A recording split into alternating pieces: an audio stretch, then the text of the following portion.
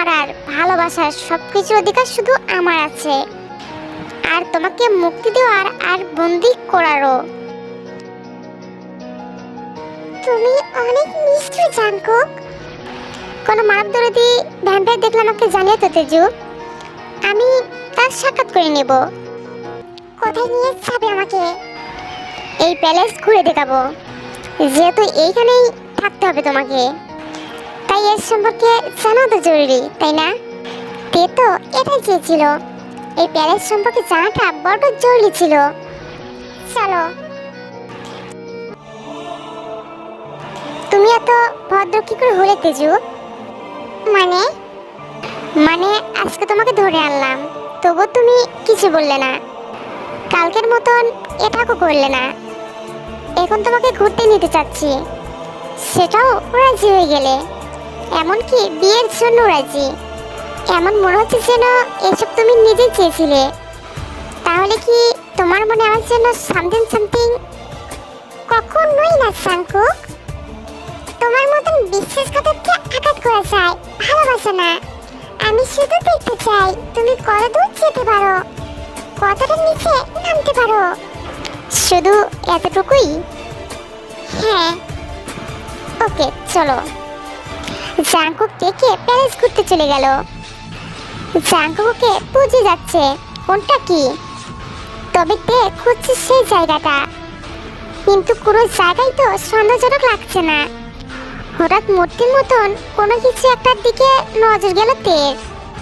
একটা ছোট মাটির মেয়ে পুতুল, পেটের দিকে একটা হাতের ছাপ।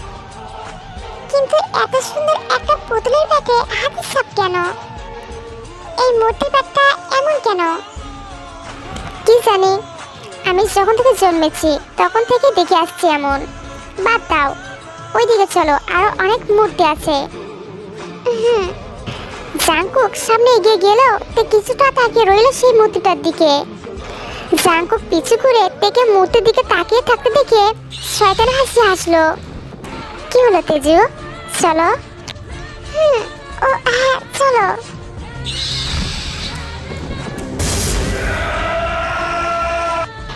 একই পদ্ধতিতে লুকে নিচে রাখছে গেল তে।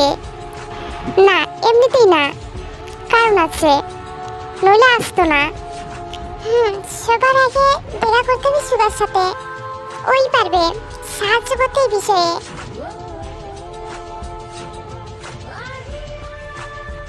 সুগা, এগিতে কোনো সমস্যা হচ্ছে? তুমি ঠিক আছো? কেউ কিছু বলেছে, আঘাত করেছে? বলতে তে মুস্কে আসে। সত্যি ছেলেটা অনেক ভালো, নিঃসন্দেহে বিশ্বাসযোগ্য, ভীষণ খেয়াল রাখে তের। যদি কোনো ভালো বন্ধুর নাম নেওয়া হয়, নিঃসন্দেহে সুগার নামই নেওয়া হবে। কি হলো তে, বলো বলো না, কি হয়েছে? তুমি আমাকে নিয়ে ভীষণ চিন্তা করো, তাই না? তের মুখে হঠাৎ এমন কথা শুনে সুগা ওপাকের চোখে তাকিয়ে থাকলো তের দিকে। হঠাৎ এমন প্রশ্ন, তা তোমার কি মনে হয় তে? আমি নিশ্চিত তুমি আমাকে নিয়ে ভীষণ চিন্তা করো।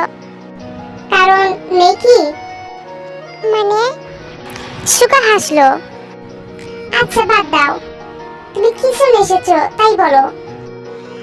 হ্যাঁ সুগা, আসলে শ্বশুর মধ্যে ভর্তি খুঁজতে সাহায্য লাগবে তোমার। বুঝলাম না।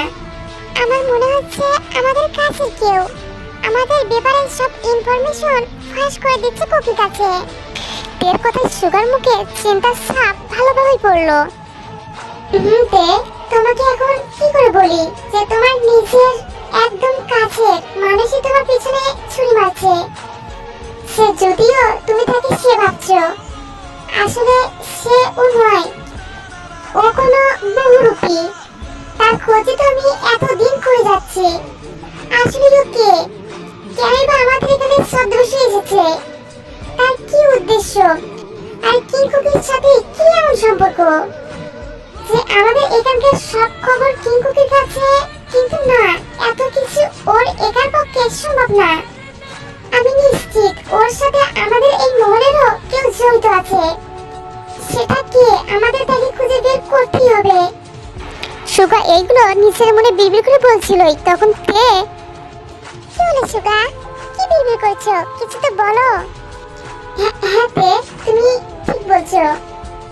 তোমার কাছে যে তুই এটা করেছে, কিন্তু কে?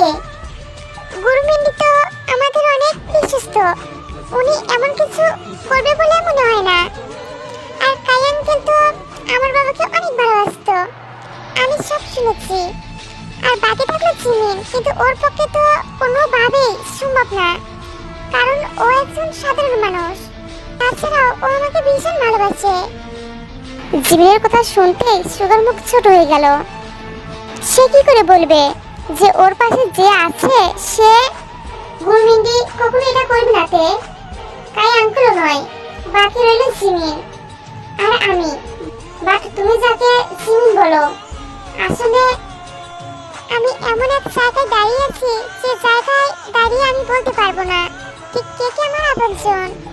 বাট তোমাকে সন্দেহ করার কোনো কারণ নেই সুগা, বিশ্বাস করার কারণও নেই। আচ্ছা সুগা, অনেক কারণ আছে তোমাকে বিশ্বাস করার। যেমন তুমি চাইলেও ক্ষমতার লোভে সেদিন আমাকে না বাঁচিয়ে মেরে ফেলতে পারতে। তুমি চাইলেও আমাকে ভুলভাল ট্রিক শেখাতে পারতে।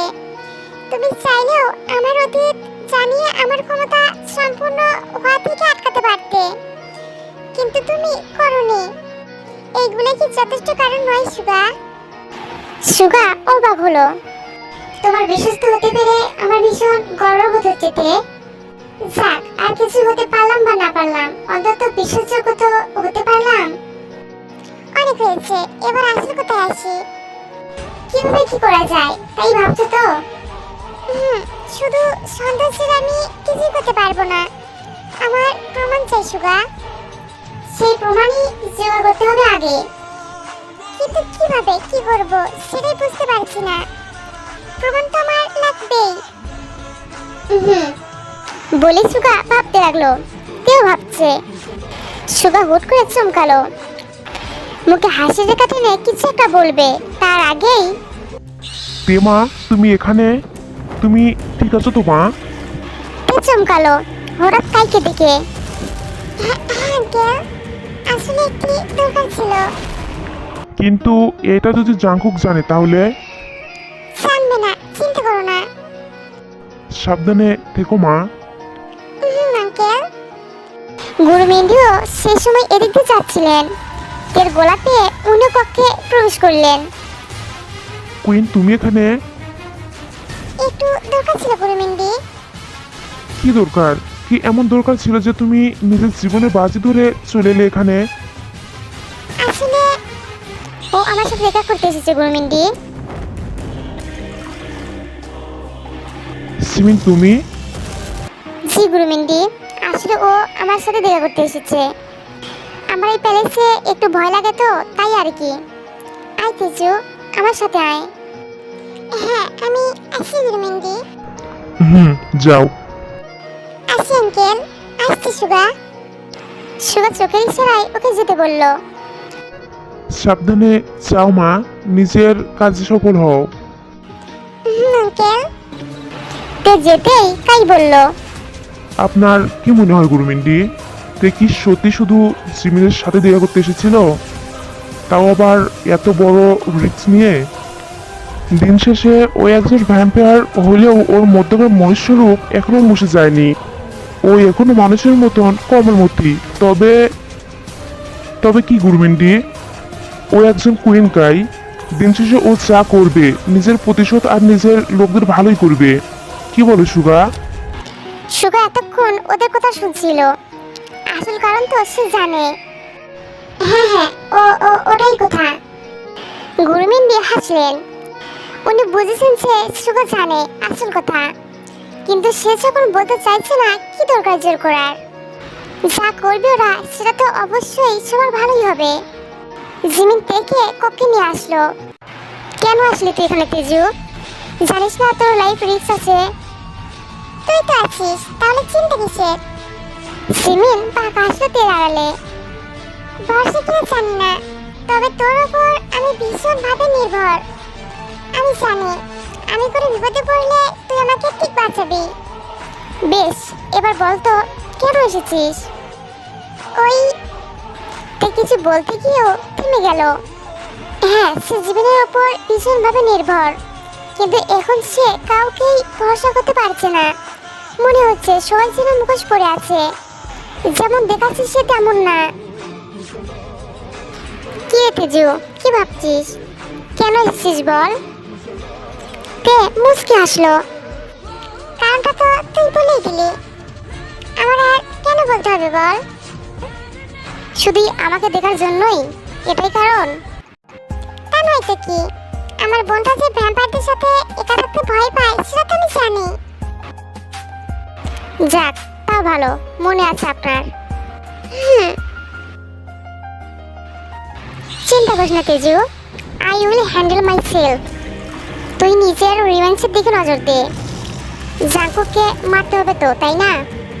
জীবনের কথাগুলো শুনে তে একটু অবাক হলো। কেন জানি তের মনে হচ্ছিল যে জিমিনকে অন্যরকম লাগছে, কারণ এখন জিমিনের বিহেভিয়ার অন্যরকম লাগে তের কাছে। তখন তোর কথা শুনে মনে হচ্ছে আমার থেকে জাঙ্কুককে মায়ের টাকা তোর বেশি। তে তা কৌতূহলী হয়ে জিজ্ঞাসা করলো। হ্যাঁ, অবশ্যই বেশি। তে পুরো বুঝকে ফেললো। মানে? মানে আমার আঙ্কেল আন্টিকে মেরেছে, আমার কি কম তারা নাকি? ও আচ্ছা শোন, এবার যা গিয়ে লুকিয়ে পড়, নইলে জাঙ্কুক জানলে সমস্যা হবে। আচ্ছা, আমি আসি তাহলে। যা। তে বেরিয়ে গেল প্যালেস থেকে, কিন্তু তার মনে শুধু একটাই কথা বাজছে। সুগা আমাকে কিছু বলতে চেয়েছিল, কিন্তু আজকে শুনতে গেলে দেরি হয়ে যাবে, আর নইলে কেউ দেখে ফেলবে, তখন এখনো কুল দুই গুলি যাবে। এর থেকে ভালো কালকে একবার চেষ্টা করব। টেরার প্যালেসে নিজের ঘরে চলে আসলো, কিন্তু এ কি, ঘর অন্ধকার কেন? আমি তো লাইট অন করে পকেট থেকে বেরিয়ে গিয়েছিলাম, তাহলে? তাড়াহুড়া করে লাইট অন করতে সামনে তাকিয়ে জাঙ্কুকে দেখে চমকে গেল।